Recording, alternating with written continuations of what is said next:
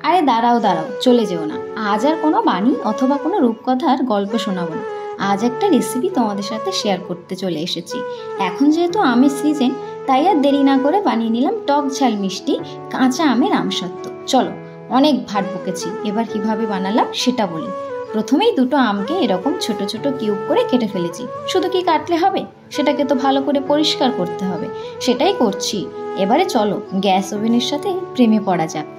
এখন প্রেমে তো আগুন জ্বলবেই, কিছু করার নেই। শুধু আগুন জ্বালালে হবে, একটু ঠান্ডা তো করতে হবে।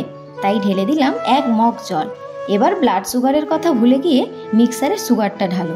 তারপর ঠিক এরকম একটা পেস্ট বানাতে হবে। এবার প্রেমে কাটা ঘায়ে নুনের ছিটা দেওয়ার জন্য সেই কিউব করা আমগুলো ফুটন্ত জলের মধ্যে দিলাম। আরও জ্বালা ধরানোর জন্য একটু নুনের ছিটাও দিলাম। এইবার গায়ের সব রাগ এরকম টক বক করে ফুটছে। এই পর্যায়ে আসলে এটাকে ঠান্ডা করে সব রাগ ফিনিশ করার জন্য মিক্সারে এটাকে 2 থেকে 3 বার ঘুরিয়ে নাও।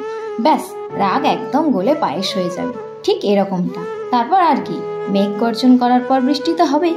আরে না না, আকাশের বৃষ্টি না, এটা ভালোবাসার বৃষ্টি। সেটা কি আর তোমাদের দেখানো যায় বলো? নজর লাগবে না? আবার কড়াইতে এই যে পায়েস বানালাম ভালোবাসা ঠান্ডা করার জন্য, ওটাকে কড়াইতে একটু জাল করে নিতে হবে, আর সাথে রাগ ভাঙানোর একটা স্পেশাল মশলা। তারপর এই রকম থিকনেসে চলে আসলে এটাকে যত রকম থালা বাসন আছে বাড়িতে তার মধ্যে এরকম পাতলা করে ছড়িয়ে দাও। তারপর কি, কেটে গেলে তো মেডিসিন লাগাতেই হবে, আর মেডিসিন লাগানোর পর সেটাকে শুকাতে দিতে হবে তো, নাকি? না হলে যে যন্ত্রণা আরও বাড়বে।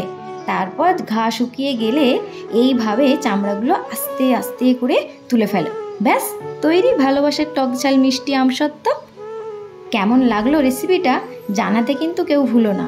এটা কিন্তু আমি প্রথমবার বানালাম, তাই ভুল ত্রুটি হলে সবাই মাফ করবেন। আর তোমরা যদি এরকম রেসিপি চাও তাহলে কিন্তু কমেন্ট করতে ভুলো না। ব্যাস, আর কি, একটু ল্যাক মেরে ছবি তো তুলতেই হবে।